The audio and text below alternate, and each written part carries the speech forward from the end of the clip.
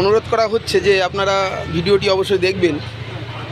ইতিপূর্বে আমি একলাশ ভাই আরও অনেকে এসেছেন কেস করার জন্য এখানে।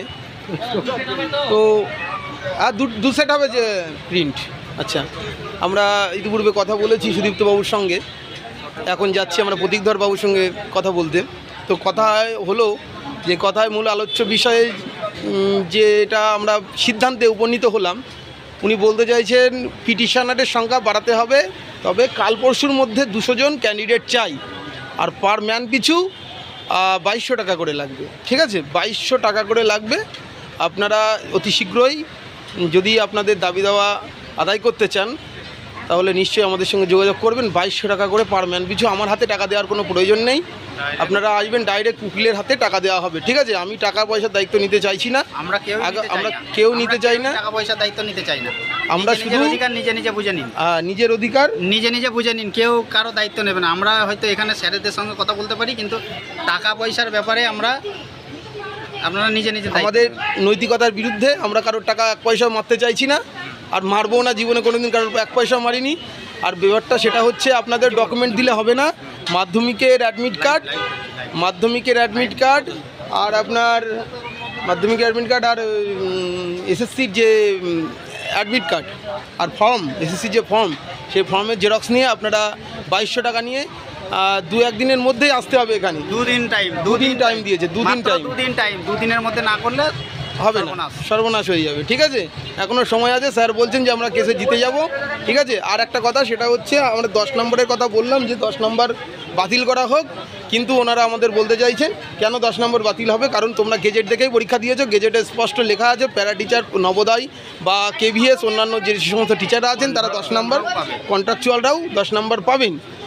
গেজেটে পরিষ্কারভাবে লেখা রয়েছে। এখন তোমরা এসেছো পরীক্ষা দেওয়ার পর, পরীক্ষা দেওয়ার আগে আসোনি কেন?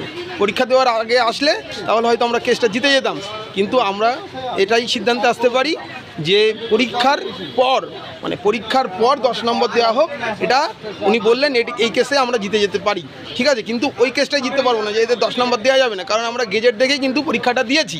সেই কারণে বলছি যে ইন্টারভিউয়ের পরে 10 নম্বর দেওয়া হোক, এটাই কিন্তু উনি আমাদের সুদীপ্ত স্যার বললেন।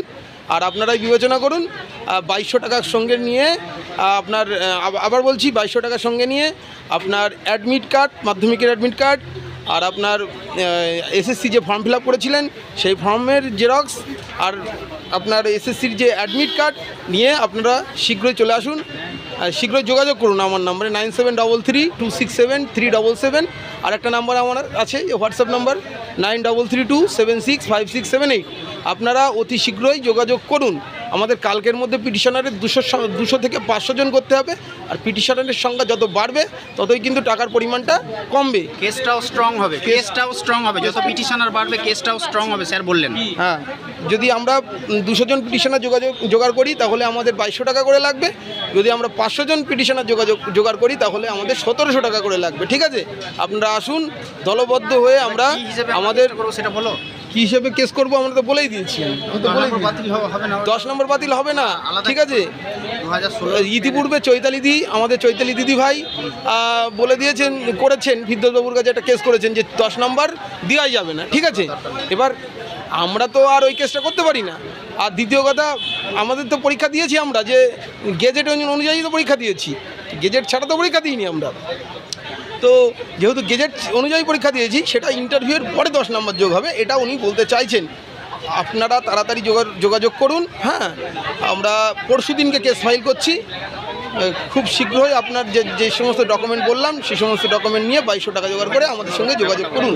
2016 আমি বিশেষ করে বললাম যে 2016 প্যানেল অবৈধ, সেই কারণে 2016 যাতে বাতিল হয়। স্যার বললেন যে এই কেসটার গ্রাউন্ড আছে, এই কেসটা ভালো একটা হতে পারে, আশাবাদী আমরা। সেই হিসেবে আপনারা কি বলছেন? আপনারা যত তাড়াতাড়ি পিটিশনার হবেন ভালো হয়। এবার যারা মনে করছে